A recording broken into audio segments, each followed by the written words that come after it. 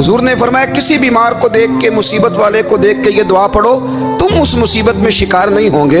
बरेली शरीफ के दाएं बाएं ताउन का मर्ज फैल गया तो आला हज़रत फरमाते हैं मेरे मुंह में भी कुछ गिल्टियाँ निकल आईं। तो बाज़ लोगों ने कहा शायद आपको भी ताउन हो गया है। आला हज़रत रहमतुल्लाह अलैह फरमाते हैं जो सबसे बेहतरीन तबीब था वो लाया गया, उसने मेरा मुंह देख के, गिल्टियाँ देख के कहा खो आपको तो ताउन का मर्ज हो गया है। तो आला हज़रत फरमाने लगे मुझे सारी बीमारियाँ लग सकती हैं, ये नहीं लग सकती।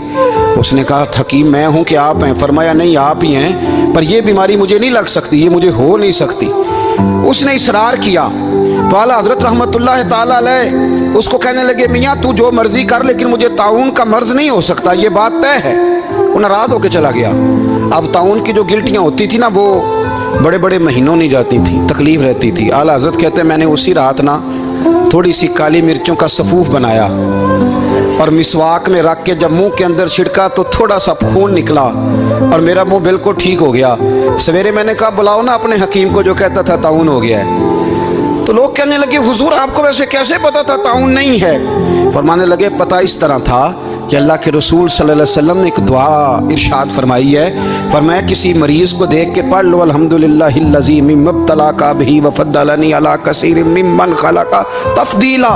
हुजूर ने फरमाया किसी बीमार को देख के, मुसीबत वाले को देख के ये दुआ पढ़ो, तुम उस मुसीबत में शिकार नहीं होंगे। फरमाने लगे मैंने ताउन के मरीज़ को देख के दुआ पढ़ ली थी।